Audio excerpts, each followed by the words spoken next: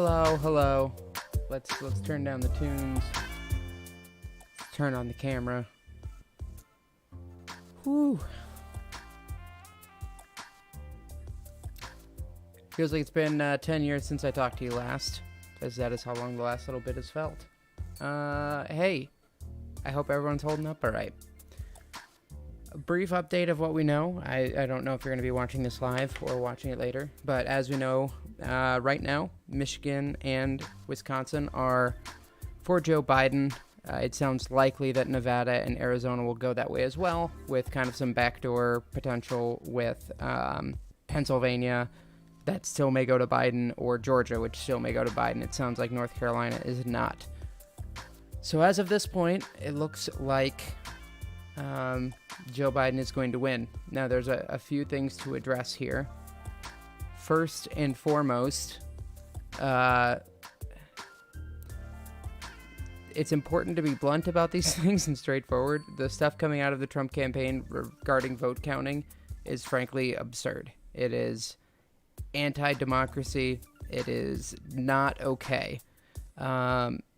Acceptable ways to handle this would be, let them count all of votes, and if you have some issue, you can appeal to the court to try and figure out more like how to get what you think was illegal or what you think was fraud thrown out. Go present your case. There is literally no reason to not count votes as they stand today. That is just not okay, and it needs to be called out for what it is. Trump has been getting blocked on Twitter. He's had his own colleagues coming out. I think Republicans see the writing on the wall that this is not a likely election for him to win. Again, at this point, who knows? But it is up in the air. It's kind of a mess, but it looks like Joe Biden will win. But that does not give Trump free rein to just piss all over the process. So that is not the case. Number two, if there was fraud, you wouldn't know yet. Frankly, if there was legitimate fraud, I think those things tend to stand out once all the votes are counted. That's where you do county by county analysis. You can do cross tabulations, figure out if certain races, certain demographics, certain age groups, certain gender, anything is performing outside the regular means. So that's frankly not okay. Hey, Mark. Yeah, Trump's tweets are getting labeled on Twitter like crazy, rightfully so. I'm glad Twitter's doing it. This is not a partisan thing. This is his own party is telling him to stop it. He's gotten wide criticism on both sides. I'm not going to get into the recounts. A lot of times you are... there are automatic recounts. There are processes that you can say, I would like this state recounted. I don't think Democrats are hiding from any of those. The only place that we see this is from the Trump campaign, who either want to completely stop counting ballots midway or do recounts or keep counting where they're behind. There have been simultaneous calls to stop counting in Michigan and Wisconsin at various points and to keep counting in Arizona at the exact same time. It's not how the rules work. So those calls are frankly not great. It's an ugly look for America. It's an ugly look for the Republican Party. It's an ugly look for Trump. There's, regardless of your feelings for Trump, positive or negative, that's not the way things work. He's also started to lay claims of victory on states that are not done counting.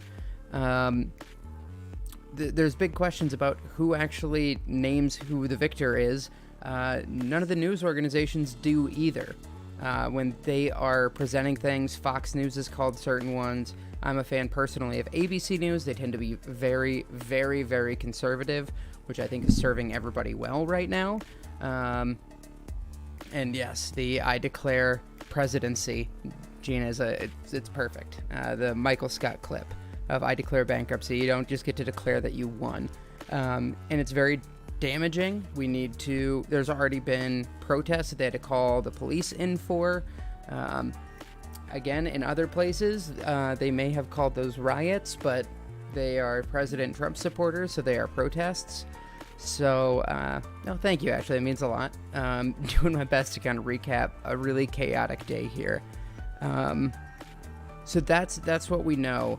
There are initial things. I want to unpack how election night unfolded, because I think there's a lot of incorrect narratives coming along. A lot of people are saying, oh, look, the polls were way off again. The polls are never right. This is why we can't trust them.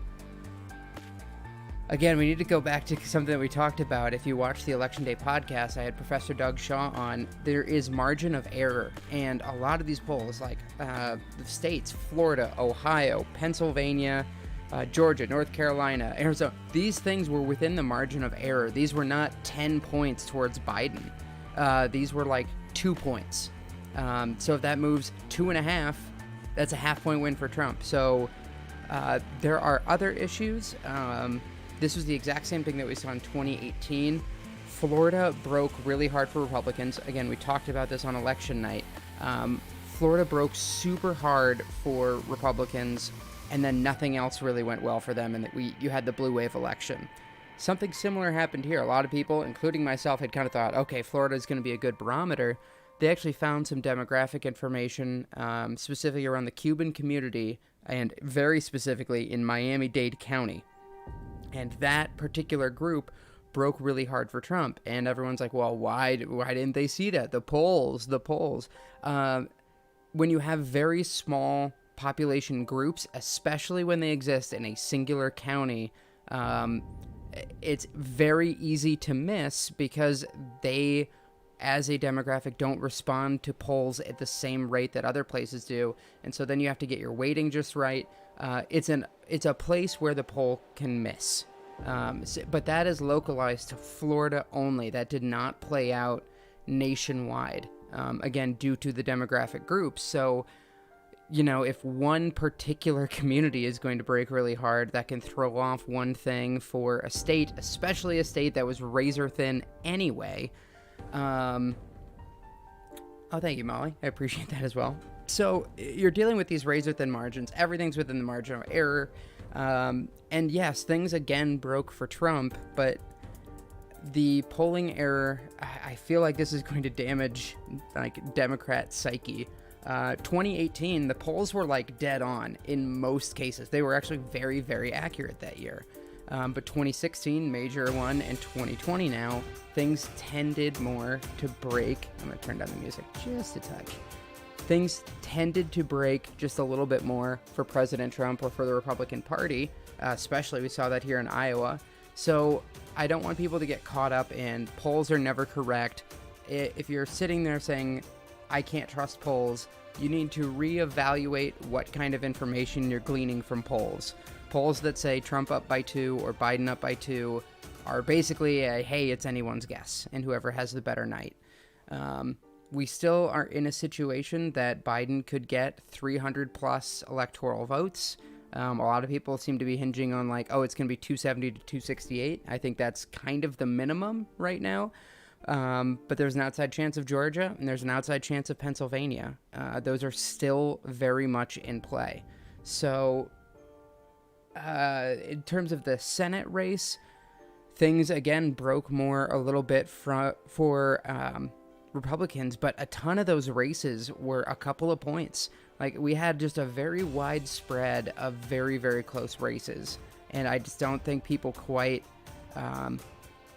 thought. We got a little obsessed with Texas turning blue. We got obsessed with Florida turning blue, and when those things don't happen because they were unlikely, we like to throw up our hands and be like, oh, it's all bunk, it's all bad science. So I kind of want to undo that the thing I've been hearing coming out already, and it's just not the case. On top of that, we don't know final vote counts yet, so something that they called because Trump or Biden had a 2-point lead could expand to like a 5 or a 6-point lead. Part of the reason, if you call it very early, it's because you think like, oh, okay, we got all maybe the 50-50 counties. We expect all the rest of the counties to go really hard for one side or the other. That can expand the margin pretty dramatically. So we can't do a postmortem on how accurate were the polls, where did we miss, etc., until all the votes are in. Now, there is something about national polls. National polls are kind of garbage anyway, because we don't run on a popular vote system. They're like if you want like one number that kind of summarizes, but it just leaves out a lot of information. So the election is made by state polls, really.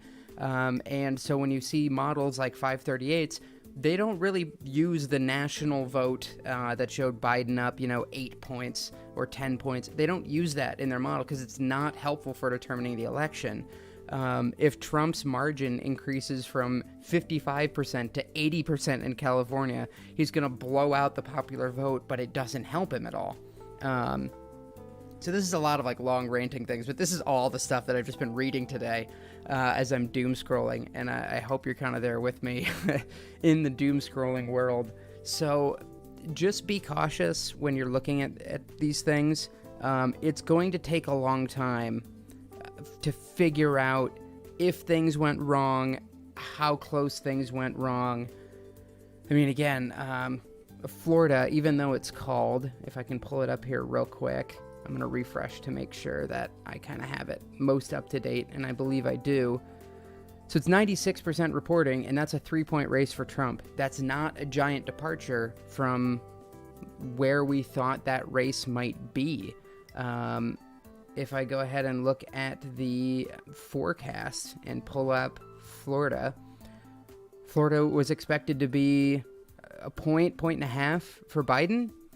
So that's really not like a crazy thing. When can we expect results for Pennsylvania? Pennsylvania, these things are going to trickle in. They should be within the next 2 days. We have heard, I think the next update should have maybe just happened. I'm going to go ahead and check the 538 live blog. Yeah, they said 11 minutes ago. We'll get to that. There's a good state of the race, or that's old. We'll look through.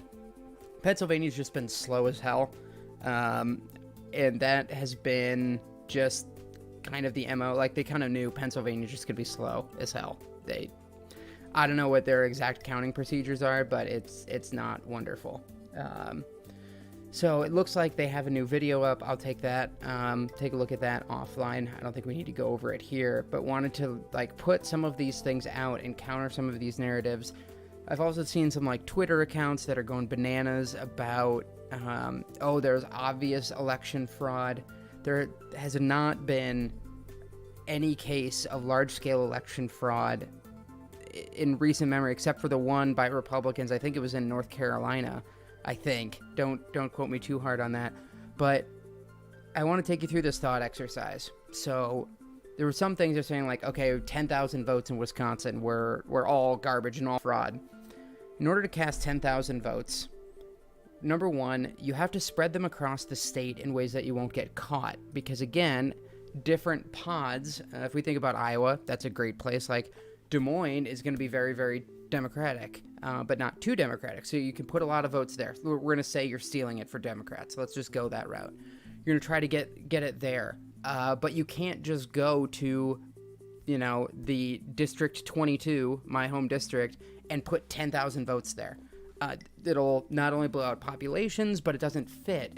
You can't do, like a lot of these counties, even in Polk County, it's like 70-30. Some are like 60-40, 55-45 for one candidate or another. You can't just jam several thousand votes into one of these without setting off the alarm bells.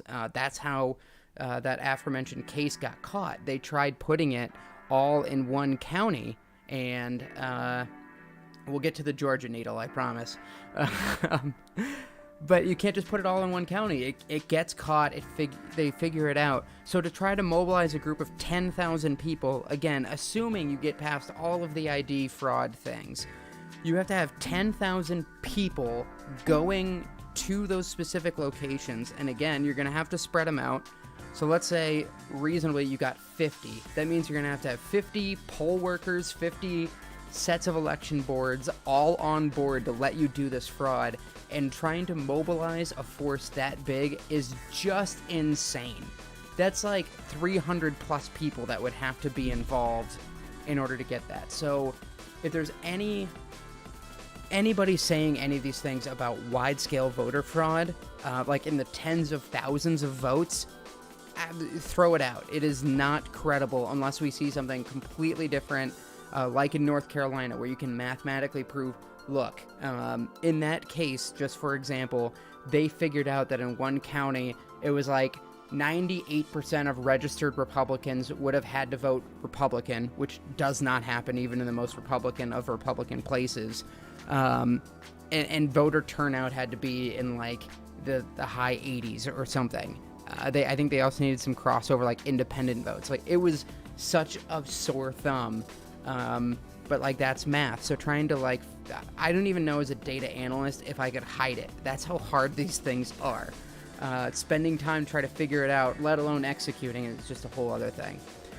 What do you think the chances are that the Supreme Court ends up pulling an old 2000 election switcheroo? I don't think it's going to happen. It looks like none of the operative states are going to be close enough to like trigger the recount. If you're going to trigger the recount, you can do it in Wisconsin. But Wisconsin was very meticulous. You have to look and see, like, they took a long time. They did not like rush through the process. So pay for the recount. It was a 20,000 vote lead. That's a very big lead. Recounts, if you're looking at it, I think there's been like 30 something calls for recounts or automatic recounts, and only 3 have ever been overturned. So you're looking at a very, very low percentage. And I don't think you've ever had one in a presidential race. I think these are smaller. Again, because that error would need to go, like, radiate outward. So I don't think that that's going to be the case. Mostly because I think when it all settles, Biden will be the one leading. And so you can't just go to the Supreme Court and say, switch it for Trump. The reason that Bush was able to do it was because it was like, okay, we have a Bush lead, now stop, we're just gonna end it, we're not gonna count anymore, it's unconstitutional, or whatever they argued. What do you think of lack of the young vote? They do not seem to have shown up. That's what I've heard too. I haven't looked into it specifically, but frankly, young people just don't vote, and that is frustrating as a young person myself. If you counted if you counted people under 35, I believe they won 48 states. If you just counted that vote, that's how heavily Democratic. Ben claimed the stream, so I guess it's his now. You know what? What are you gonna do? So there's just a lot flying around right now. I think we need to not just urge calm, but we do need to very vocally speak out that insinuating things that are anti-democracy is wrong, and it is not allowed to do it. We can't wait for Trump to actually go to court and say, I'm challenging this. Then oftentimes it gets way too caught up.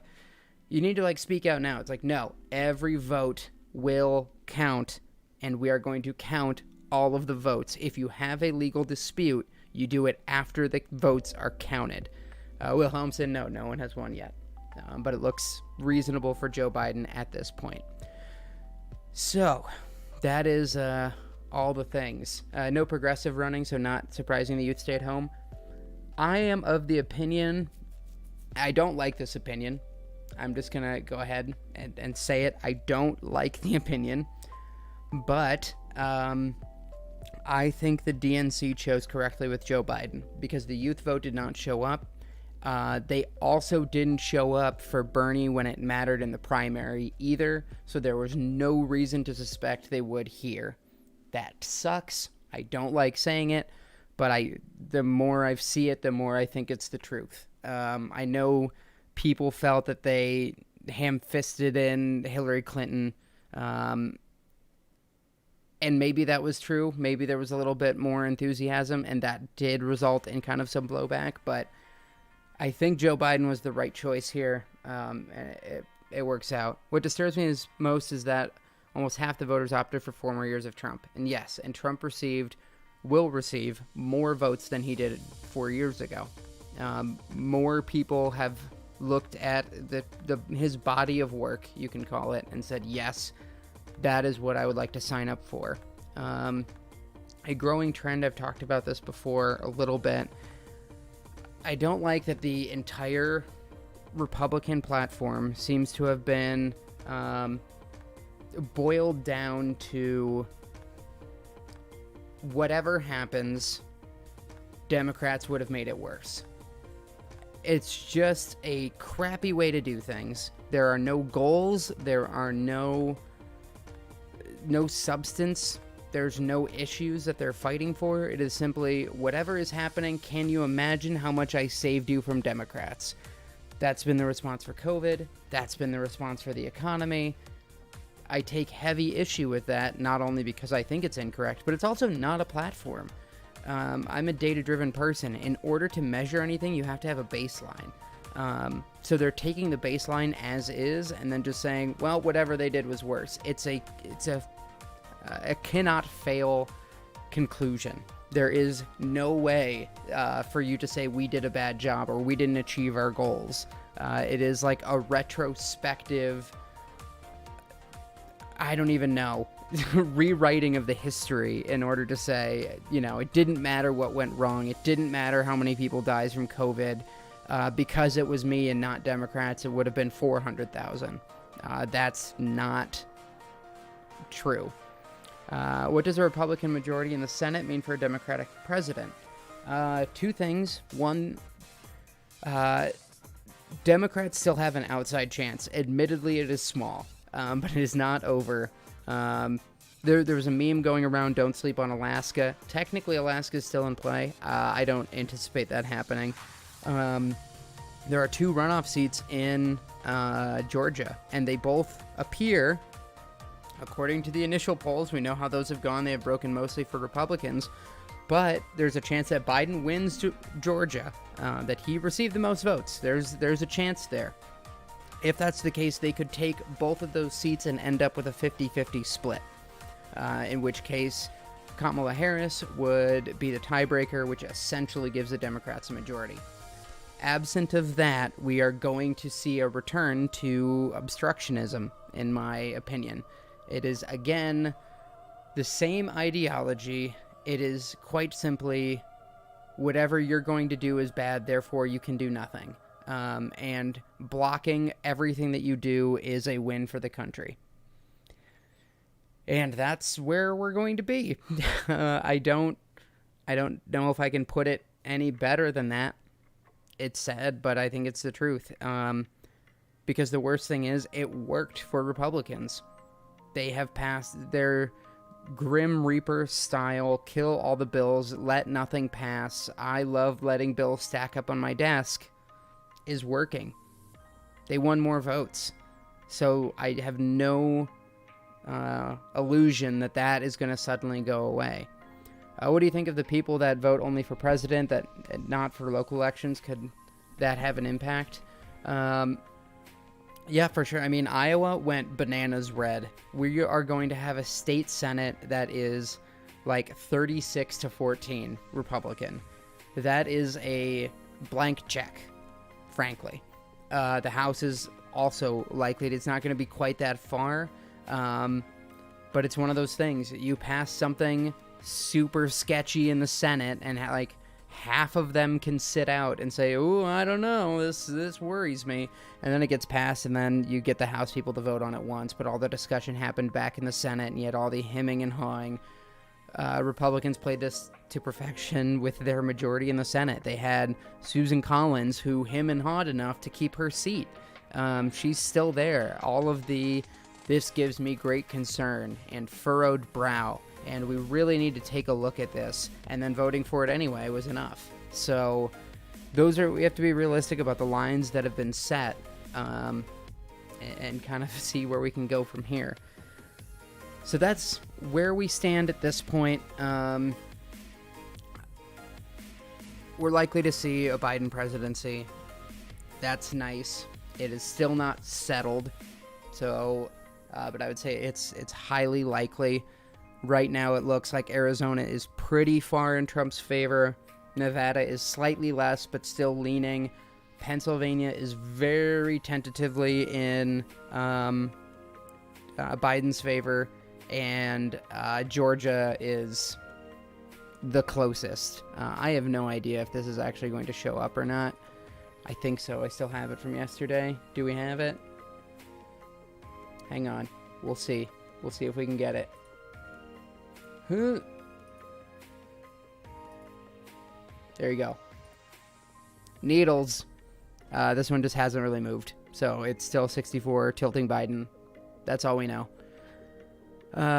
So, yeah. Biden's campaign borrows a theme. They launched a transition team website. Sure. You know what? That's fine. That's not declaring victory. That's preparing. So that's okay. I'm not going to... There's a difference between doing those kind of things and saying, we won Pennsylvania. So Trump's lead currently in Pennsylvania is down to 5 points. It's been cut down significantly. Trump's lead in Georgia is now down to 1.4 points. It's razor thin there.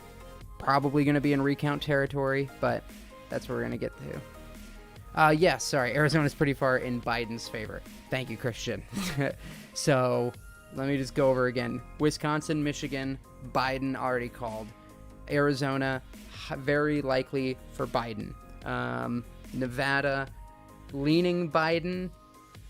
Not perfectly comfortable, but pretty good. North Carolina, very far Trump. Georgia, razor thin Biden. Pennsylvania,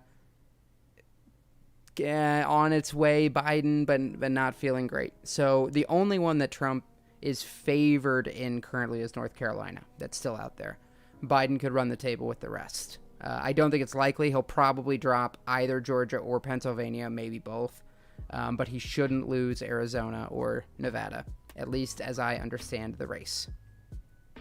So that's it. That's where we stand. After suggesting they may release additional results on Wednesday, state officials in Nevada reverted to their original plans of updating results Thursday at noon Eastern. There you go. So I believe we're going to get more Arizona details later. So I think this is pretty good. I'll give you the highlight here. Basically, could Trump still win? Basically, he has to win Arizona, which doesn't seem likely. Hold Georgia, which seems somewhat likely. I'd say that's probably close to a 50-50. Hang on in Pennsylvania. Again, that's a little rough. And then he would also need, like, Nevada to go his way. So that's what we've got. That's where we are. This is what we're sitting in. Don't sleep on Alaska. It's pretty far. I have no idea where those votes are from, so I can't really say anything there. But don't read into these margins quite yet.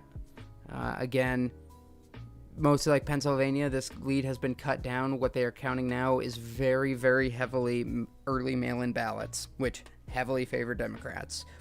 This is something that we've seen for a while, so I think that's it. That's where I'll check out. We'll probably stop by tomorrow. We'll see where we're at. Goodness gracious. It's been a little nutty, but we did not have the statement election that we all hoped for, but there's still hope for a reasonable swing, I will say. Alaska is not counting any mail-in votes until Monday. Well, screw Alaska. Who cares? I don't mean that. Maybe they're very important. Again, that Senate seat, Alaska basically will not swing anything either way, more than likely, on the presidential side. But the Senate seat, maybe. That's what we can all hope for. All right. Thanks for hanging out, everybody. I'm going to try to sleep well tonight because I did not sleep well last night. And I will see ya.